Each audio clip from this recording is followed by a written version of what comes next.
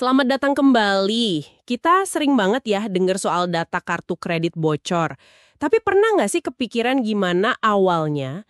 Nah, ada cerita menarik nih dari sekitar Oktober 2015 soal seorang pria di Florida namanya Carlos. Ah, ya, Carlos. Dia ini bukan tipe hacker komputer gitu ya, tapi lebih ke insinyur dadakan lah. Jago bikin alat fisik kecil buat nyolong data kartu kredit. Skimming namanya. Betul, alatnya itu kecil, dipasang diam-diam, seringnya targetnya pompa bensin. Kenapa? Ya, karena di sana kan pengawasannya nggak seketat kasir toko gitu. Jadi lebih gampang pasang alatnya. Pas kita gesek kartu, nah data di strip magnetik itu track data namanya, langsung kesalin sama alatnya. Teknologi si Carlos ini lumayan juga ya waktu itu. Kecil, pakai baterai. Ya, bisa simpen data sampai 1 giga, terus datanya tinggal diambil pakai USB. Cukup canggih lah. Tapi masalahnya, waktu itu justru, gimana ya, mengubah data digital ini jadi duit beneran. Itu tantangan awalnya dia. Nah, itu kan cerita lama, skimming fisik. Sekarang ancamannya udah beda banget. Udah pindah sepenuhnya ke dunia maya, jadi hari ini kita mau coba kupas tuntas nih. Gimana sih pencurian data kartu kredit itu sekarang terjadinya dari keranjang belanja online Anda? Sip. Dan sumber kita kali ini dari Darknet Diaries ya. Ada wawancara bagus di sana dengan peneliti keamanan siber soal fenomena yang, match card. Betul, match card. Jadi misi kita hari ini kita coba pahami cara kerjanya, seberapa luas sih masalah ini sebenarnya, dan yang paling penting, apa artinya ini buat Anda sebagai pengguna internet. Oke, mari kita bongkar bareng-bareng. Kita balik dikit ke Carlos tadi, jadi dia nggak cuma pasang satu alat ya. Buruh Miami. Terus, buat cairin datanya gimana? Dia beli alat namanya card writer, sama kartu plastik kosong yang ada strip magnetiknya. Oh, jadi data curiannya itu dicetak ke kartu kosong, jadi kayak kartu kredit fisik palsu gitu. Persis. Tapi kan nggak mungkin dia belanja pakai semua kartu palsu itu sendirian. Bisa ketahuan. Jadi, dia rekrut orang. Kaki tangan gitu ya. Iya, 2 orang. Giordano sama Gilner. Nah, mereka ini dikirim jauh banget ke Spokane, Washington. Jauh dari Miami, biar nggak gampang kelacak sama Secret Service atau FBI. Tugasnya? Beli gift card sebanyak mungkin, pakai kartu palsu itu. Tepat. Misalnya kartu Visa prabayar yang isinya $200. Kenapa gift card? Lebih anonim ya, susah dilacak siapa yang pakai. Betul, dan gampang dijual lagi atau dipakai buat cuci uang. Si Carlos ini beli gift card hasil curian itu dari Giordano dan Gilner, tapi cuma setengah harga. Misalnya dapat $200, dia beli $100. Ini lebih untung buat dia daripada jual data mentahnya aja di pasar gelap. Wah, rapi juga ya rencananya. Tapi akhirnya ketahuan juga kan? Iya, apesnya, salah satu kartu curian itu ternyata punya warga Washington. Korban lapor ke polisi pas lihat ada transaksi aneh di tagihannya. Polisi cek CCTV toko, dapet deh muka si Giordano sama Gilner lagi beli gift card. Langsung digerebek di hotel ya? Betul, ditemukan barang bukti gift card senilai $35.000. Keduanya akhirnya dihukum karena penipuan. Carlos juga kena dakwaan sebagai konspirator atau otaknya di Washington. Tapi dengar-dengar dia nggak langsung dipenjara kan? Malah bebas bersyarat. Nah, ini ironisnya. Pas bebas bersyarat, nunggu sidang, dia balik ke Florida dan bukannya tobat, malah lanjut bikin dan pasang skimmer lagi, nyuri kartu lagi. Waduh, nggak kapok ya? Sama sekali. Akhirnya polisi geledah apartemennya di Miami, nemu lebih banyak bukti. Jadi dia kena kasus di Washington, kena juga di Florida, total hukumannya jadi lumayan lama, 14 tahun. Kisah Carlos ini jadi semacam pengantar ya, gimana kejahatan skimming ini awalnya fisik banget, tapi nggak berhenti di situ. Iya, kasus kayak dia ini bikin Secret Service sampai bikin operasi khusus, namanya Operation Deep Impact. Tapi ya itu, ancamannya nggak hilang, cuma ganti wujud aja, pindah ke online dan makin canggih. Nah, ini fokus kita sekarang, skimming online. Oke, untuk ngebongkar skimming online ini, kita banyak ngacu ke hasil risetnya Jonathan Klinsma. Dia ini kepala riset ancaman di Risq. Nah, Risq ini apa sih sebenarnya? Risq ini gampangnya perusahaan pengumpul data internet raksasa. Mereka punya sistem yang kerjaannya merayapi web, crawling gitu. Skalanya gila-gilaan, bisa sampai 2 miliar halaman web per hari. 2 miliar per hari, wow. Tapi crawling biasa kan cuma baca teks aja ya? Nah, ini bedanya. Rizky punya mesin khusus yang nggak cuma baca HTML, tapi bisa menjalankan kode JavaScript yang ada di halaman web. Ini penting banget, soalnya banyak ancaman modern, termasuk skimmer ini, ya bentuknya JavaScript. Jadi bisa lihat apa yang sebenarnya terjadi di browser kita ya? Kurang lebih gitu. Plus, mereka nyimpen data historis halaman web yang mereka crawl. Jadi kayak punya, mesin waktu internet pribadi gitu. Bisa lihat ke belakang, kapan sebuah ancaman atau kode jahat pertama kali muncul di suatu situs. Dari segitu banyak data, kan kayak nyari jarum di tumpukan jerami ya? Sistem mereka itu dilatih buat ngenalin pola-pola mencurigakan. Mulai dari situs yang pakai software versi lama, yang udah diketahui ada celah keamanannya, misalnya WordPress atau Magento lawas. Selain itu, Bisa juga deteksi adanya exploit kit. Itu semacam paket kode jahat yang nyari celah di browser pengunjung. Atau penipuan biasa kayak scam gitu, situs yang tiba-tiba redirect ke halaman tech support palsu. Dan tentu saja kode skimmer kartu kredit yang kita bahas ini. analisisnya sampai sedalam apa? Detail banget. Mereka bisa tahu versi software web servernya, misalnya Apache, versi PHP, plugin apa aja yang kepasang di situs WordPress atau Magento, pokoknya kayak memetakan seluruh infrastruktur web gitu. Intinya sih, tim risetnya Jonathan ini kerjaannya emang nyari aktivitas mencurigakan di web buat diinvestigasi lebih lanjut. Oke, dan dari pencarian itu sekitar tahun 2015, mereka mulai nemu pola serangan yang targetin situs-situs yang pakai Magento. Nah, Magento ini apa sih? Mungkin nggak semua pendengar familiar. Magento itu platform open source yang populer banget buat bikin toko online. Mirip kayak WordPress, tapi fokusnya buat e-commerce. Sekarang sih udah punya Adobe, ada ratusan ribu toko online di dunia yang pakai Magento. Kenapa jadi target? Apa ada masalah keamanan khusus di Magento? Sebenarnya bukan cuma Magento ya, platform lain juga bisa. Tapi masalahnya seringkali di penggunanya. Banyak pemilik toko online itu fokusnya ke produk, pemasaran, jualan. Tapi sisi keamanannya kadang agak diabaikan. Maksudnya nggak diupdate gitu softwarenya? Bisa jadi, nggak update Magento ke versi terbaru, nggak ngamanin konfigurasi servernya dengan benar, atau bahkan pakai password admin yang gampang ditebak. Nah, celah-celah kayak gini yang dimanfaatin peretas. Bayangin aja, kalau 1% aja dari ratusan ribu pengguna Magento itu nggak aman, udah ada ribuan toko online yang jadi target empuk. Dari situlah muncul istilah magic card ya. Gimana sih cara kerja skimmernya waktu awal-awal ditemukan? Ya, nama Magicard itu dikasih sama RiskIQ buat kelompok peretas yang mereka identifikasi nyerang situs Magento ini. Awalnya, mereka lihat polanya gini. Peretas berhasil nyusup ke server toko online, terus mereka modifikasi salah satu file inti Magento. Dulu seringnya file mich.php, Dimodifikasi buat apa? buat nanam kode skimming. Kode ini biasanya berupa JavaScript dan ditaruhnya di bagian-bagian krusial, kayak halaman checkout atau halaman keranjang belanja. Kodenya sendiri bisa pendek banget loh, kadang cuma belasan baris aja. Tapi ada juga sih yang sampai ribuan baris, tergantung serumit apa targetnya. Yang bikin ngeri itu kan browser kita nggak bisa bedain ya, mana script yang baik buat nampilin diskon, mana yang jahat buat nyolong data. Tepat sekali, itu masalah utamanya. Skrip JavaScript yang, katakanlah, nampilin pop-up buat minta alamat email Anda, itu secara teknis punya akses yang sama ke semua elemen di halaman itu, termasuk formulir tempat Anda masukin data kartu kredit. Nggak ada pemisahan gitu di browser secara default. Lalu gimana persisnya script skimmer ini nyuri data kita pas lagi bayar? Cara kerjanya sebenarnya cukup simple, tapi efektif banget. Pertama, pas Anda masuk ke halaman pembayaran, skrip jahat ini udah jalan diam-diam di latar belakang. Kedua, dia ngintip isi halaman, nyari formulir pembayaran. Biasanya dia cari elemen HTML yang namanya mengandung kata kunci kayak payment form, payout, atau nama field spesifik kayak CC number, CVV, expiry date.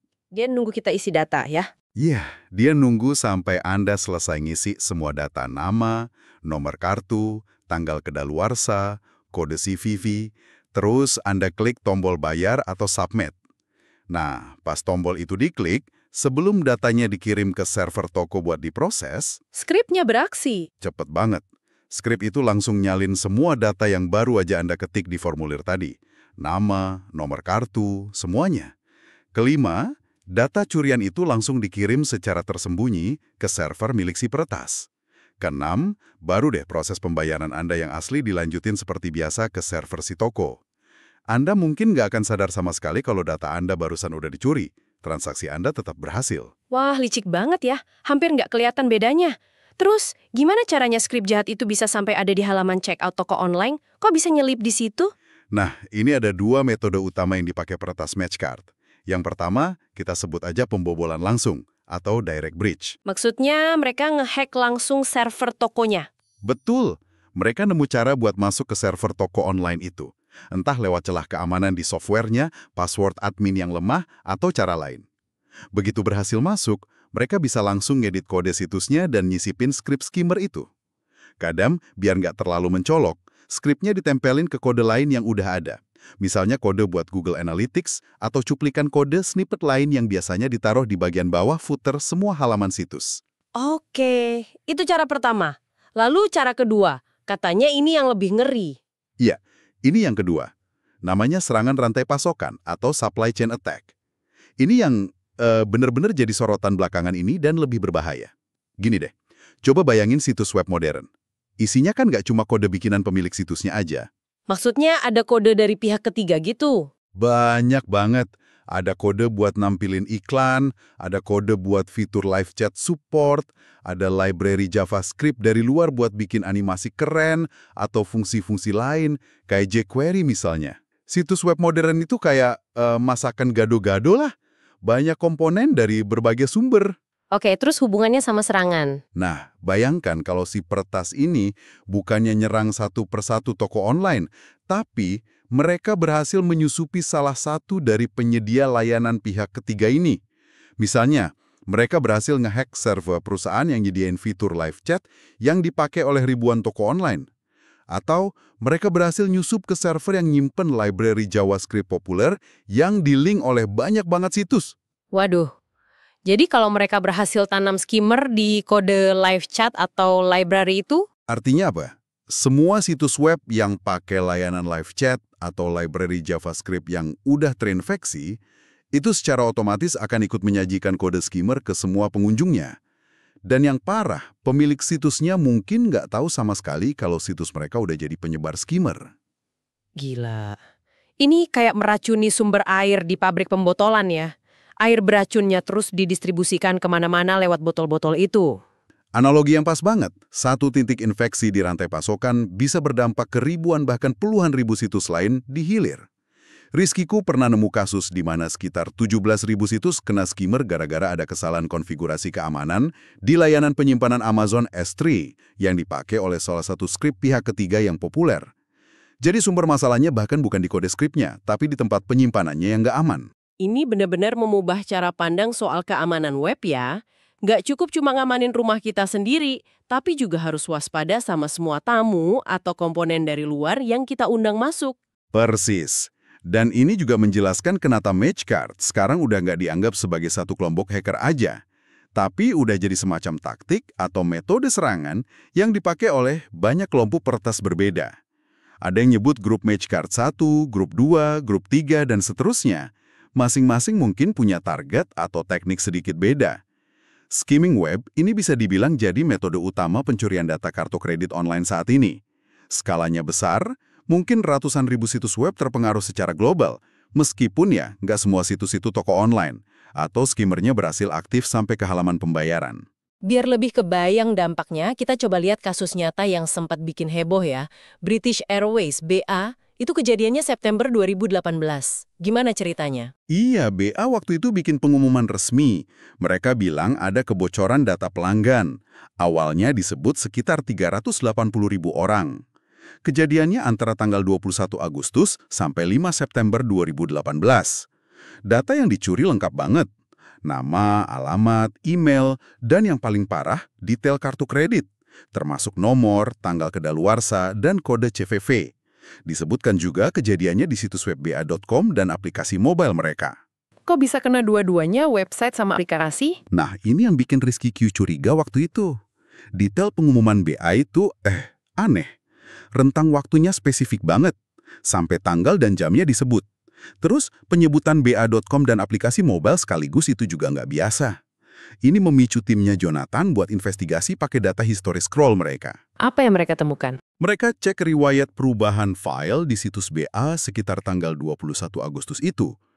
Dan ketemu, ada perubahan mencurigakan di satu file JavaScript, namanya modernizer.js. Modernizer ini sebenarnya library yang cukup umum dipakai, gunanya buat bantu website tampil benar di berbagai jenis browser yang beda-beda versinya. Jadi skimmernya diselipin di file modernizer itu. Betul, pas file modernizer.js yang udah dimodifikasi itu diperiksa, di bagian paling bawahnya ada tambahan kode JavaScript pendek. Setelah dirapikan atau di-obfuscate, kodenya cuma sekitar 22 baris. Isinya ya kode skimmer itu.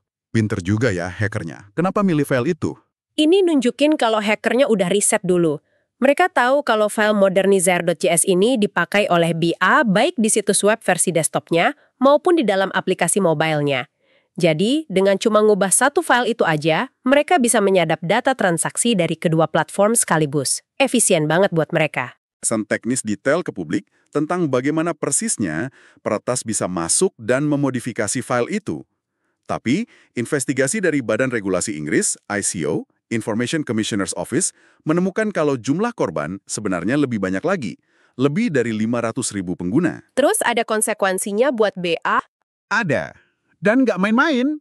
ICO akhirnya mendeda BS sebesar 183 juta pound, itu sekitar 237 juta US dollar, karena dianggap lalai dalam menjaga keamanan data pelanggan sesuai aturan GDPR. Itu denda rekor pada masanya. Meskipun, ya kalau bandingin sama pendapatan tahunan BA waktu itu, dendanya cuma sekitar 1,5%.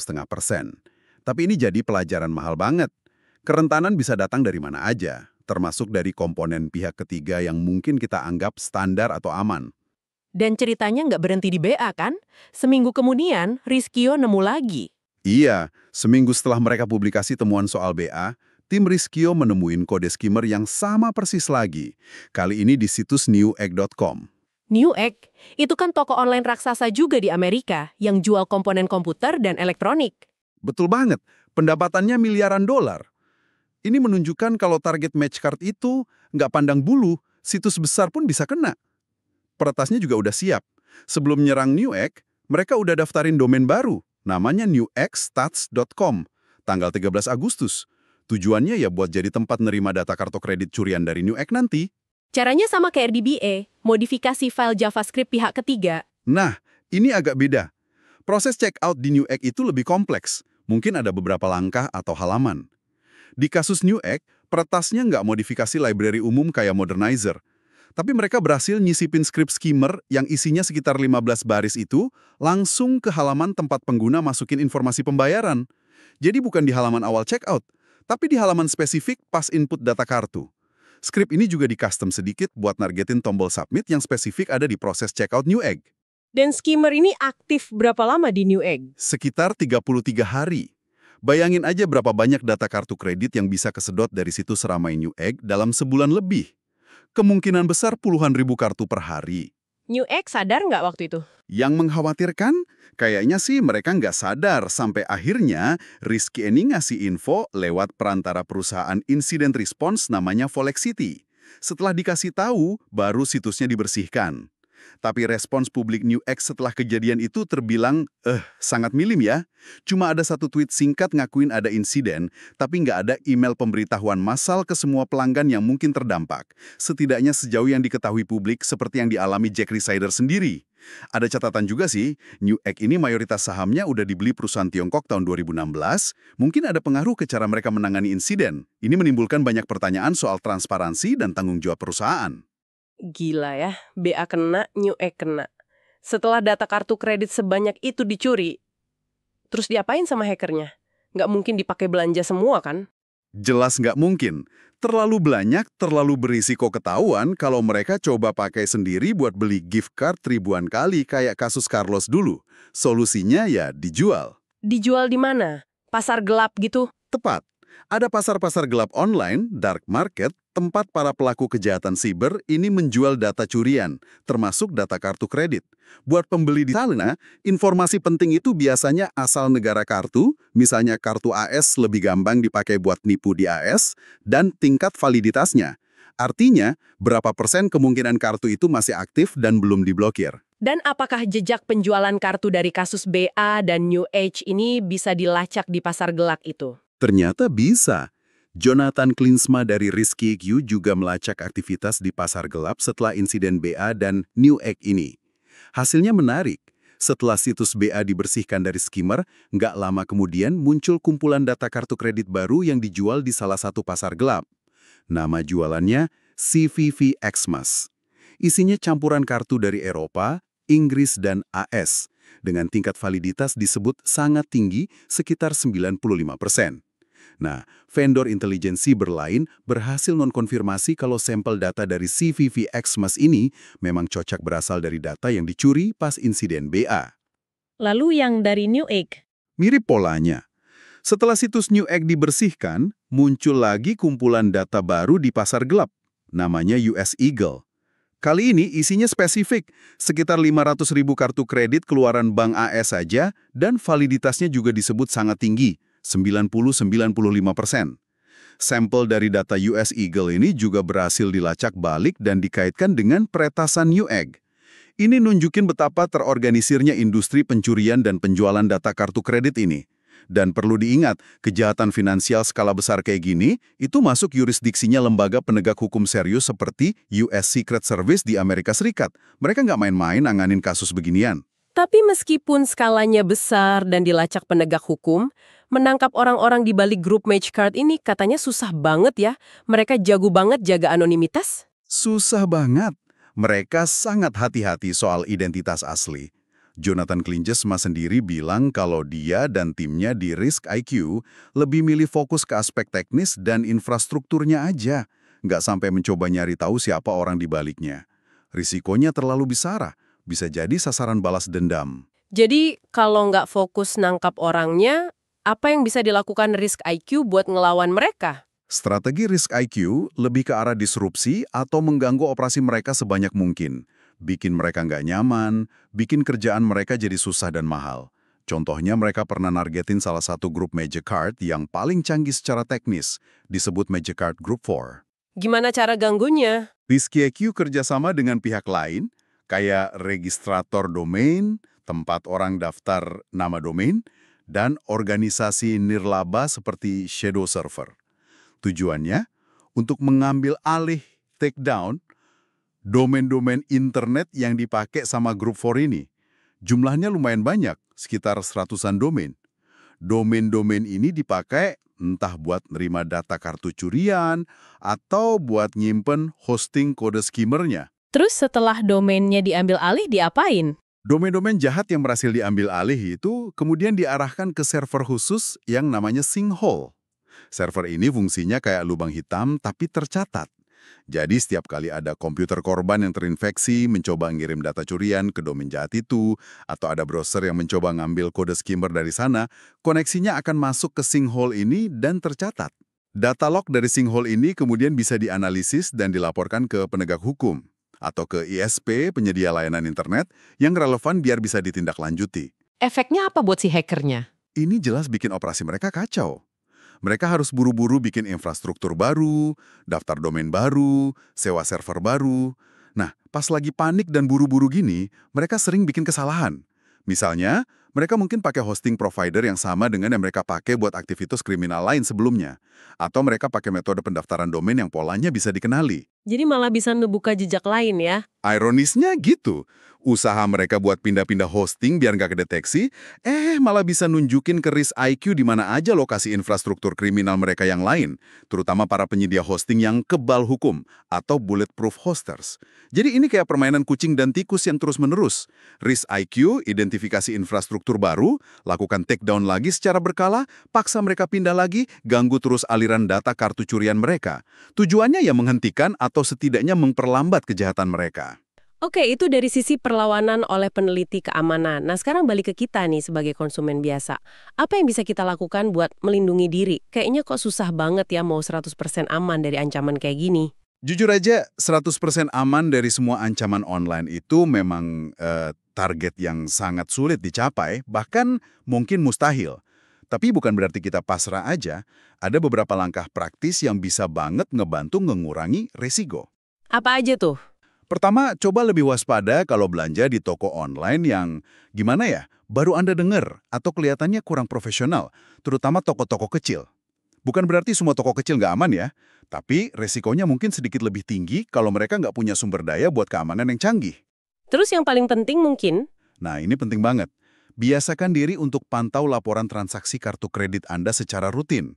Jangan nunggu tagihan bulanan datang. Cek online sesering mungkin, lihat semua daftar transaksi. Kalau perlu, aktifkan notifikasi transaksi via SMS atau email dari bank Anda. kalau nemu transaksi aneh gimana? Jangan panik, tapi jangan ditunda juga. Segera hubungi bank penerbit kartu kredit Anda. Laporkan transaksi mencurigakan itu. Biasanya bank sangat kooperatif kok nangani kasus penipuan kayak gini, dan Anda sebagai nasabah umumnya dilindungi dari kerugian finansial akibat transaksi ilegal asal lapornya cepat.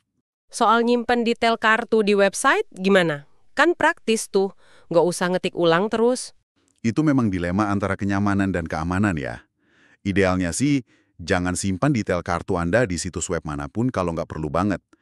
Setiap kali Anda nyimpan data di sana, itu nambah satu potensi titik kebocoran kalau situsnya kena hack. Tapi ya, jujur aja, bahkan Jonathan Kleinsma sendiri ngaku kadang masih nyimpan kartunya di Amazon demi kepraktisan. Mungkin solusinya, kalau ada pilihan, gunakan metode pembayaran pihak ketiga yang lebih terpercaya kayak PayPal atau layanan serupa. Jadi Anda nggak ngasih data kartu langsung ke tokonya. Oke, itu tadi tips buat konsumen. Sekarang, kalau kita ada di sisi lain nih, sebagai pemilik situs web, terutama yang punya toko online, apa yang harus dilakukan biar nggak jadi sarang Magicard? Ini tanggung jawab yang besar ya buat pemilik situs. Ada beberapa tingkatan perlindungan. Yang paling dasar tapi krusial, jaga kebersihan keamanan dasar. Maksudnya? Update software gitu? Betul, selalu update platform e-commerce Anda, Magento, WordPress, WooCommerce, dan lain-lain ke versi terbaru. Pakai password yang kuat dan unik untuk akun admin. Jangan pakai password bawaan atau yang gampang ditebak. Pastikan konfigurasi server Anda aman. Ini basic hygiene lah. Selain itu, ada yang lebih spesifik buat halaman pembayaran. Ada. Coba isolasi proses pembayaran Anda sebisa mungkin. Artinya gini, di halaman tempat pelanggan masukin data kartu kredit, halaman checkout, jangan pernah pasang elemen-elemen yang nggak perlu, terutama yang dari pihak ketiga. Contohnya, Jangan pasang kode iklan, jangan pasang kode analitik yang aneh-aneh, jangan pasang widget chat atau media sosial yang nggak esensial di halaman itu. Pokoknya, buat halaman checkout sesederhana dan sebersih mungkin dari skrip-skrip luar. Kalau secara teknis memungkinkan, gunakan teknik kayak iframes atau sandboxing untuk memagari formulir pembayaran supaya terpisah dari elemen-elemen lain di halaman itu. oke. Terus, tadi sempat disebut teknologi kayak SRI dan CSP. Itu bisa bantu juga kan? Nah, ini masuk ke langkah teknis yang lebih canggih, tapi sangat direkomendasikan kalau memungkinkan. Ada dua yang utama. Yang pertama, SRI. Ya, Sub-Resource Integrity atau SRI. Gampangnya gini, kalau Anda pakai skrip dari pihak ketiga, misalnya jQuery dari CDN, atau ya kayak Modernizer tadi, Anda bisa ngasih tahu browser pengunjung sidik jari digital atau checksum sering disebut hash dari file skrip yang asli dan benar itu seharusnya seperti apa. Nanti, pas browser mau ngambil skrip itu, dia akan hitung ulang checksumnya. Kalau cocok sama yang Anda kasih tahu, skripnya dijalankan. Tapi kalau file skrip itu udah diubah sama hacker, kayak kasus Bata, checksumnya pasti beda. Nah, browser akan tahu ini nggak benar, dan dia akan menolak menjalankan skrip yang udah dimodifikasi itu. Wah, keren. Jadi bisa mencegah skrip jahat jalan ya. Terus yang kedua, CSP. Content Security Policy, CSP. Ini lebih kompleks lagi konfigurasinya, tapi kalau berhasil diterapkan dengan benar, bisa sangat kuat. Dengan CSP, Anda sebagai pemilik situs membuat daftar aturan yang sangat ketat buat browser pengunjung.